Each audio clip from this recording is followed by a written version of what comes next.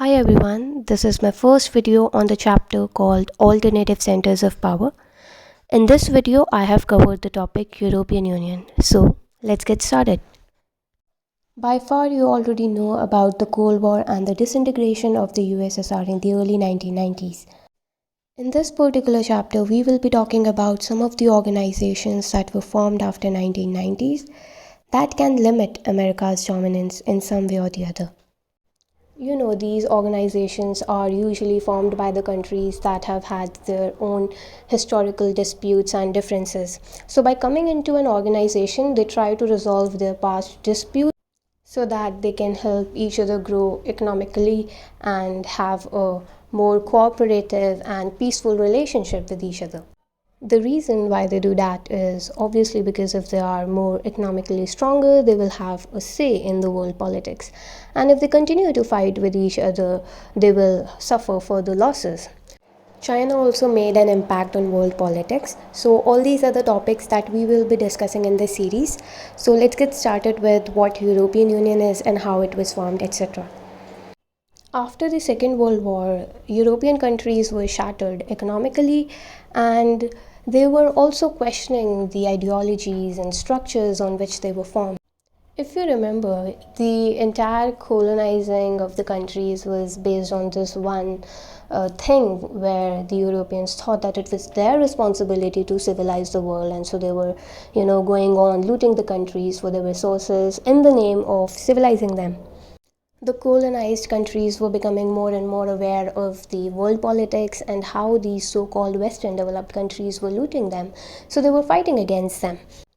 And after all these major changes that were taking place around the world, European countries realized that if they were to continue to have any kind of relationship with any of these countries who were earlier their colonies, they definitely have to change their policies, their structures, and ideologies on which they were formed. Because European countries were suffering major financial losses, their friend, the US, came to help them under what was called the Marshall Plan. America extended massive financial help for reviving Europe's economy under Marshall Plan. The US also created a new collective security structure under NATO.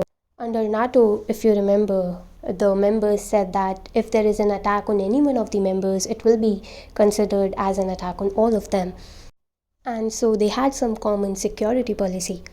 These countries were a part of an organization, so they were also kind of like friends. And so it was the responsibility to help their friend when they needed it. That's why US helped the European countries to revive their economy under Marshall Plan. The Organization for European Economic Cooperation was established in 1948 under the Marshall Plan to channel aid to the West European countries. It became a forum where the Western European states began to cooperate on trade and economic issues. After this, many such organizations were formed. For example, Council of Europe was established in 1949. It was another step forward in political cooperation. The economic integration of European capitalist countries was a step-by-step process, and for this you can refer to the page number 54 of your European Economic Community was established in 1957. This process took a political dimension with the establishment of European Parliament. The collapse of Soviet bloc put Europe on a fast track and resulted in the establishment of the European Union in 1992. The foundation of EU was led on a common foreign and security policy, cooperation on justice and home affairs, and the creation of a single currency. It also tried to expand its area of cooperation by obtaining new members from the erstwhile Soviet bloc. So now you kind of understand why European Union was created. It was established so that the members can cooperate with each other and help in establishing peace among themselves. It also tried to include the countries that were earlier a part of the Warsaw Pact so that they can help each other grow economically. What we also need to understand is that not every country was ready to give EU the powers that were exercised by the government of their own country. When you are a part of any organization, then you will abide by the rules, and not every nation is ready for it because then they have to share some power with the organization. EU has moved from an economic union to a political one. It has started to act like a nation. It doesn't have its own constitution, but it does have its own flag, anthem, founding date, and currency. It also have common foreign and security policy. All these features make EU look like a nation, but we can't forget that it is an organization that is made up of not one but a group of countries. EU is a powerful organization, so it has three different kinds of dominance. First one is economic, second one is political and diplomatic, and the third one is military. To have a say in world politics, to assert some power in global politics, one needs to be politically, economically, and militarily stronger than others. If we talk about economics, then EU is world's biggest economy with the GDP of $17 trillion as of in 2016, which was next to the US.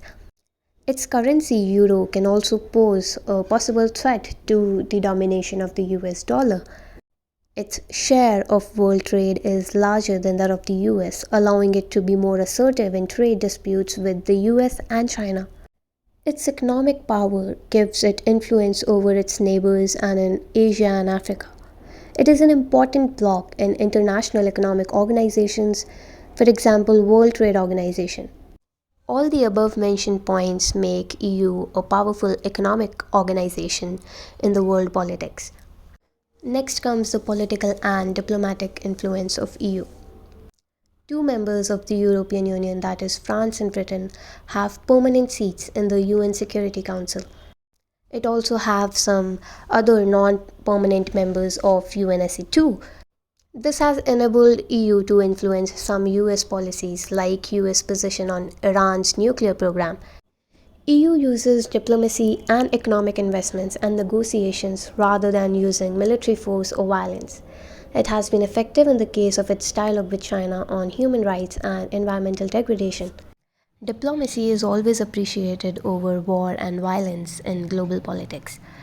Because humans' experience with war has only been traumatic and there is nothing good about wars. Nobody can justify or glorify wars because they only bring destruction and sufferings. That is why it is always good to have powerful organizations like EU as they divide, or you can say balance, the power in global domain. If there is only one powerful country, then the power will obviously be misused. Organizations like EU, which are powerful, they kind of help in stabilizing the flow of power in global politics. So we can see EU uses its diplomacy and economic investments rather than using military force to make a change or to have a say in the global decision making process. Next, we have EU's military dominance.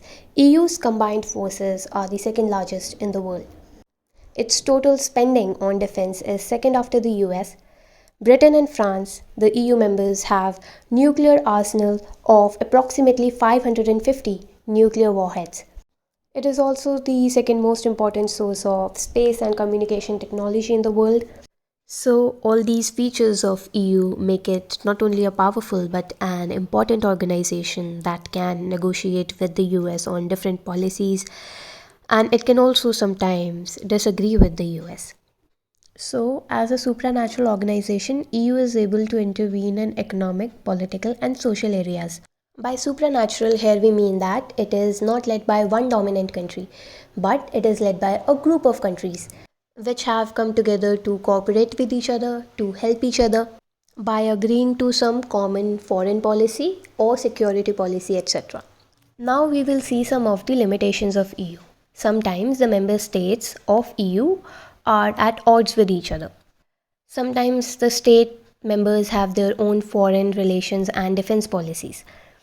It means that they do not always agree with all the policies. For example, Britain's Prime Minister Tony Blair was America's partner in the Iraq invasion. Many of the EU's newer members made up the US-led coalition of willing, whereas Germany and France opposed the policy. It means that many countries agreed to the invasion, but Germany and France opposed this policy. There is also Euroscepticism in parts of Europe about EU's integrationist agenda, meaning that they want to integrate all the countries under EU so that they can have power over them. Britain's former Prime Minister Margaret Thatcher kept the UK out of European market. Denmark and Sweden resisted Maastricht Treaty and the adoption of euro, that was the common currency. This limits the ability of EU to act in the matters of foreign relations and defense. So these are some limitations of EU. Here are some of the facts about the EU flag. The circle of gold stars stand for solidarity and harmony between the peoples of Europe. It has 12 stars. The number 12 is traditionally the symbol of perfection, completeness, and unity. There is also something called Schengen visa. Under Schengen agreement, you have to get a visa from just one of the European Union countries, and that allow you the entry in most of the other European countries. You may be familiar with Brexit, which was the exit of the UK from the EU. Some of the members of EU are Germany, Greece, Hungary, Austria, Belgium, Croatia, France, Finland, etc. Thank you for watching the video.